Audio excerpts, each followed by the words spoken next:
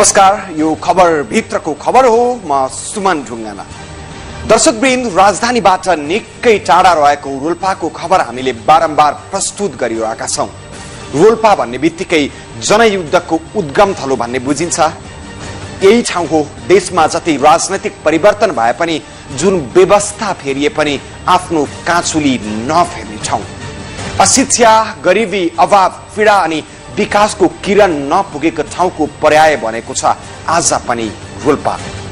समग्र रोल्पाले बदलिदो इतिहासको एउटा महत्वपूर्ण कालखण्ड गुजारेको छ, तर विडम्बना आफू कहिल्यै नबदलिएको दुःखद यथार्थ आज पनि उस्तै छ रोल्पासँग। गत जेठ महिनामा हामीले रोल्पा सदरमुकामबाट 28 कोस पर रहेको एउटा गाउँ अनि गाविसको एक्लो विद्यालयको अवस्थाको बारेमा खबर भित्रको खबर प्रसारण गरेका थियौं। विशेष गरी विद्यालयको भौतिक संरचना, यहाँको पठन पाठन अनि यहाँको शैक्षिक अवस्था कस्तो छ त भन्ने बारेमा, गाम स्थित जनता माविको अवस्थाको बारेमा हामीले खबर भित्रको खबर प्रसारण गरेपछि विद्यालयको लागि विभिन्न ठाउँबाट सहयोग प्राप्त हुन थालेको छ। त्यही सहयोगले अहिले केही मात्रामा भए पनि विद्यालयको अवस्था फेरिएको छ। सहयोगले बदलिएको विद्यालयको बारेमा चर्चा गर्नेछौं आज। तर त्यसभन्दा पहिले केही समय अघि हामीले प्रसारण गरेको गाविसको एक्लो जनता माविको वास्तविक तस्बिर हेरौं।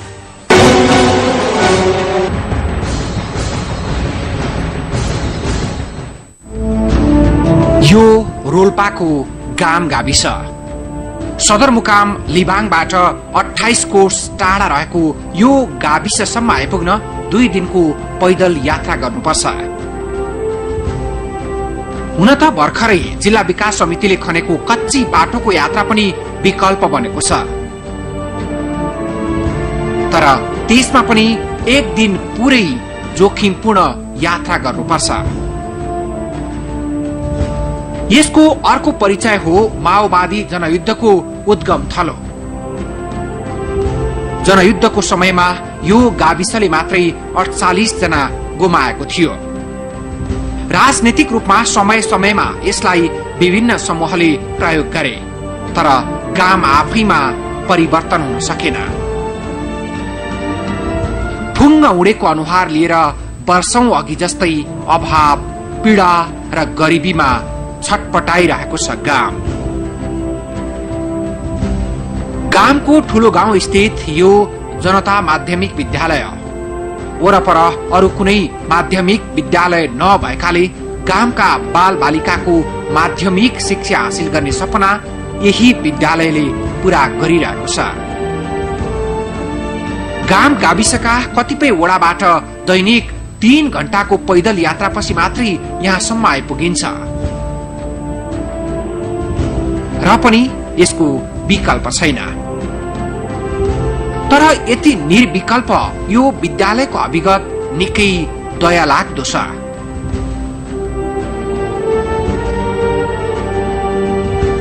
विद्यालय भर्ना भएका विद्यार्थी संख्या र नियमित विद्यालय आउने विद्यार्थी संख्याले पनि यहाँको गरिबीको चित्रण गर्छ। छन त झण्डै 500 को हाराहारीमा विद्यार्थी भर्ना भएका छन्, तर त्यसको आधा पनि नियमित विद्यालय आउँदैनन्। तीन कक्षा हो। तिमी टोटल कति जना छौ यो कक्षामा? कति? 14 जना। अरू खै त आज कहाँ छन्? कहाँ जान्छन् धेरै जसो? घरको काम गर्न। के काम गर्छन्? जाली भर्ने?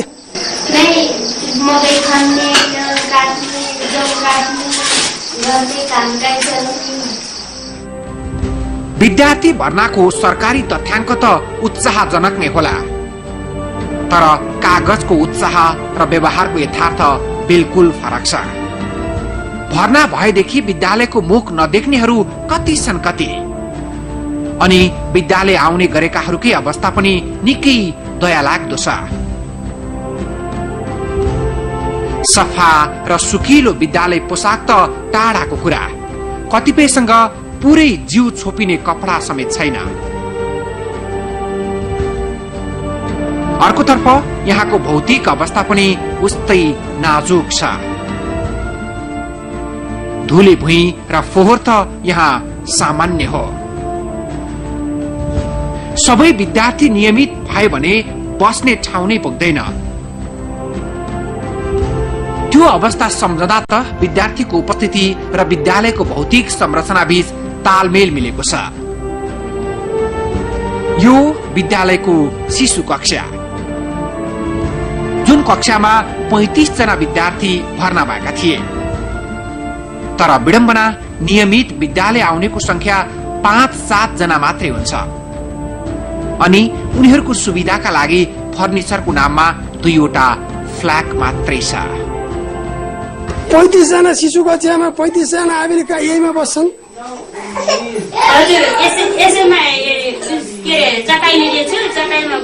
कार्पेट सार्पेट कसैले सहयोग गरेका छैन।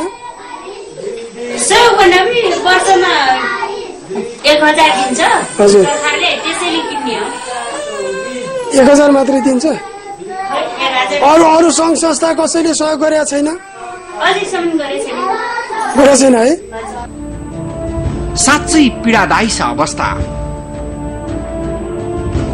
ससाना नानीहरूलाई खेलौना र बाल मैत्री वातावरण त परै जाओस्, आङ ढाक्ने कपडा र बस्ने गुन्द्रीसम्म पनि छैन।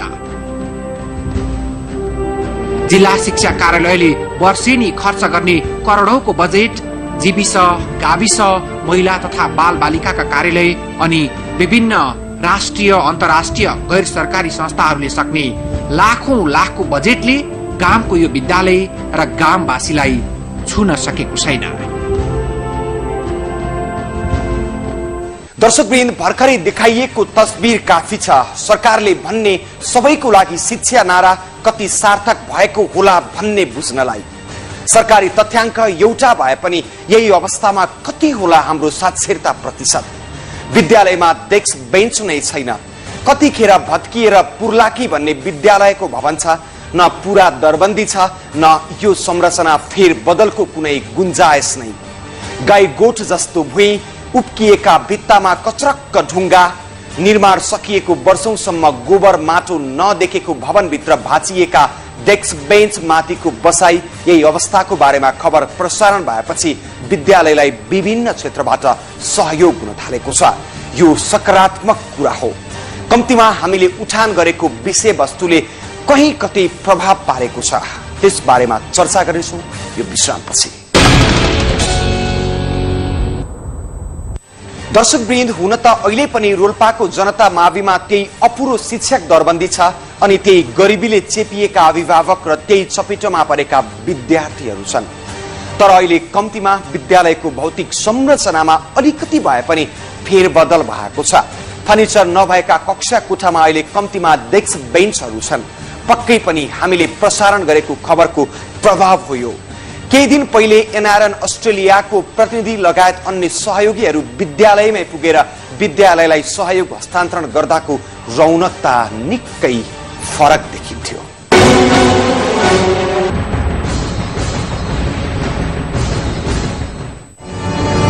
केही समय अघि हामीले रोल्पाको गाउँको दुर्दशा बारे खबर भित्रको खबर बनाएका थियौं। त्यो एउटा खबर मात्र थिएन, त्यहाँका जनताको तर्फबाट हामीले गुहार मागेका थियौं सरकारसँग। सरकारले त्यो गुहार सुन्यो सुनेन उसैलाई थाहा होला, तर केही सहयोगी मनहरूले भने त्यो रोल्पा गाउँको पीडा देख्न नसकेर आफ्ना सहयोगी हात अगाडि बढाएका छन्।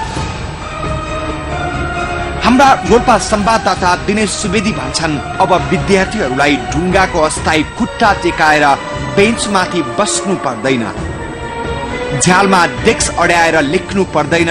अब स्कुल पोसाकमा चिटिक्क परेर नयाँ झोला अनि कपी कलम बोकेर स्कुल जानेछन् विद्यार्थीहरू। जनता मावि गाम रोल्पा यो स्कुल जसको हामीले आजभन्दा केही महिना अगाडि खबरभित्रको खबरमा एउटा समाचार सम्प्रेषण गरेपछि एनआरएन अस्ट्रेलियाका साथीहरू र काठमाडौँ निवासी अनल गौतमको सहयोगमा विभिन्न सहयोग सामग्री प्राप्त गरेको आज हस्तान्तरण कार्यक्रममा उपस्थित भएको मास छ एउटा जो आज निकै हर्षित भएको देखिन्छ। सदरमुकाम लिबाङदेखि 28 कोस टाढाको यो विद्यालय जहाँ भौतिक सुविधाका हिसाबले असाध्यै कमजोर स्थितिमा रहेको थियो यो स्कुललाई 70 थान डेस्क बेन्च 10 वटा क्लास कोठाको लागि टेबलहरू पुस्तकालयको लागि ल्याग कार्पेट कुसन लगायत सम्पूर्ण विद्यार्थीहरूका लागि ड्रेस सबैका लागि झोला लगायतका कापी कलम पेन्सिलहरू सम्पूर्ण सहयोग सामग्रीहरू हस्तान्तरण कार्यक्रम सञ्चालन भइरहेको छ। केही सहयोगी हातका कारण रोल्पा गाउँमा खुसी छाएको छ। सहयोगी टोली र हामी गाउँमा पुग्दा गाउँलेहरू पञ्चे बाजा बजाउँदै हातमा फूलमाला लिएर हामीलाई स्वागत गर्न बसिरहेका थिए। उनीहरूको मुहारमा बेग्लै चमक थियो। डेस्क बेन्च बोकेको ट्र्याक्टरको अघि पछि विद्यार्थीहरू कुदिरहेका थिए खुसी हुँदै।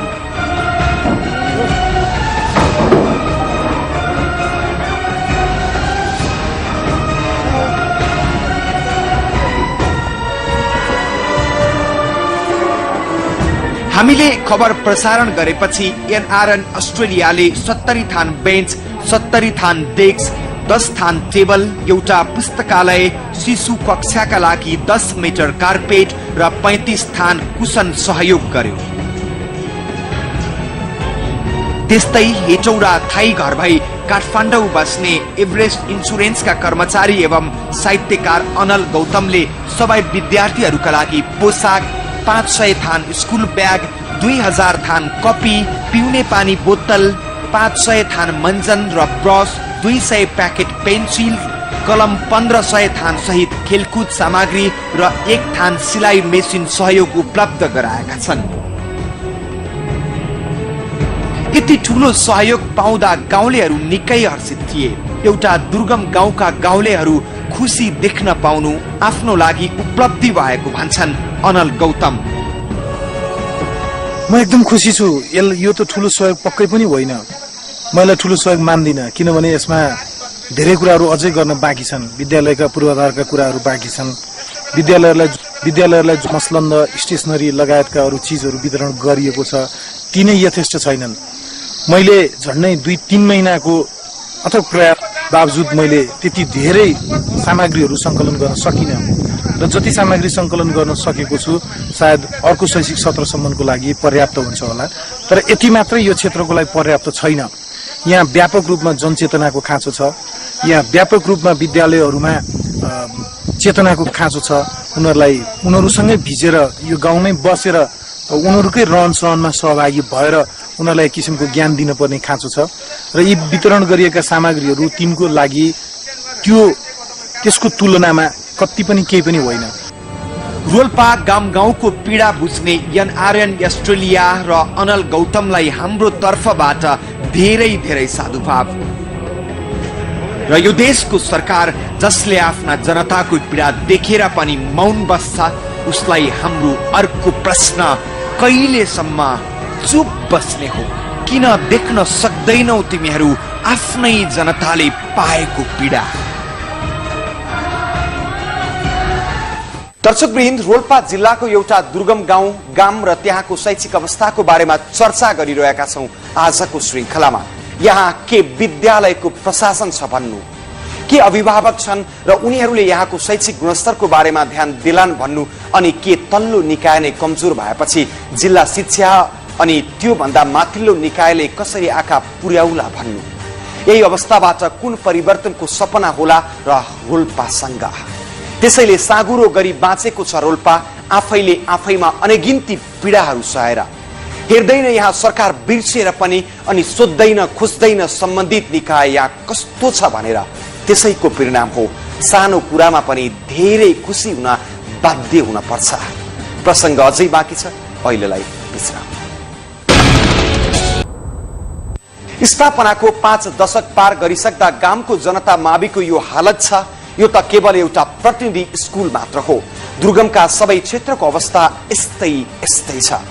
यही थरोलाई प्रयोग गरेर राजनीति गर्नेहरू यहाँ पुग्दैनन् कहिल्यै पनि। सबैतिरबाट छेकिएर ओझेलमा परेको दुर्गमका गामवासी यहाँको स्कुललाई भएको सानोतिनो सहयोगमै खुसी हुन बाध्य छन्। यस्तै गरिबीले चेपेको यहाँको दैनिकी नेपथ्यको काहली लाग्दो यथार्थ हो।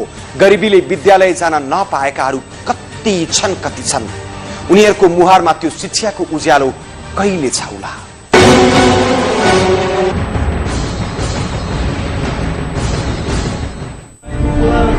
एनआरएन अस्ट्रेलिया अनि अन्य केही व्यक्तिगत सहयोगमा अब कम्तीमा धुलो भुइँमा बस्नुपर्ने बाध्यता तत्कालको लागि हटेको छ। त्यसैले विद्यार्थीमा केही खुसी देखिएको।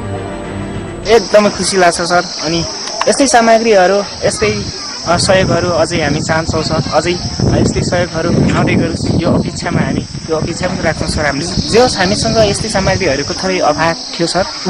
जे होस् यतिखेर हामीसँग यो सामग्री बेन्चहरू अनि एकदमै यो हामीसँग यो बेन्च अनि डेस्कहरू यतिखेर सबै उपलब्ध भएको छ। अहिले चाहिँ पहिलेको भन्दा अझै सहज रूपमा चाहिँ अझै राम्रो ढङ्गले अनि अझै हाम्रो बेन्चहरू धेरै उपलब्ध भएकोमा हामी अत्यन्तै खुसी छौँ। दशकौंसम्म यही हालतमा यो विद्यालय रहँदा विद्यालय प्रशासनले जिल्ला शिक्षासँग पूरा दरबन्दीको लागि अनि भौतिक संरचनाको लागि पहल गरे होला या नहोला, अथवा यसै दुर्गम रोल्पाको यो विद्यालयको दुखेसो जिल्लाले नसुनेको पनि हुन सक्छ। तर यही पनि राजनीतिक गर्नेहरू अथवा यही माटोमा झण्डा गाडेर सिंहदरबार छिर्नेहरू कसैले मतलब नगरेकैले हो यो अवस्था सृजना भएको। अरूको दयामा खुसी हुनुपर्ने अवस्थामा कसरी सुधार होला र गुणस्तरको आशा गर्ने होला? गुणस्तर पठनपाठन गर्नको लागि भौतिक र यो आर्थिक पक्ष निकै कमजोरी भएको कारणले गुणस्तर पठनपाठन हुन सकिरहेको थिएन। यो जुन सहयोग आएको छ यो सहयोगले हाम्रो यो यहाँको गुणस्तर कायम गर्नका लागि सहयोग मिल्नेछ। न्युजबाट प्रभावित भएर अस्ट्रेलियामा बस्ने हाम्रा गैर आवासीय यहाँका जो नेपाली दाजुभाइ दिदीबहिनीहरू हुन्छ उहाँलाई म हृदयदेखि धन्यवाद दिन चाहन्छु। विद्यालयमा शैक्षिक सामग्रीहरू प्रशस्त मात्रा आएका छन्, खेलकुदका सामग्रीहरू पनि आएका छन्। सँगसँगै विद्यार्थीहरूका लागि चाहिँ ड्रेस ड्रेसको पनि व्यवस्था गर्नुभएको छ। काठमाडौँका मित्र हुनुहुन्छ अनल गौतमजी, उहाँले गर्नुभएको हो।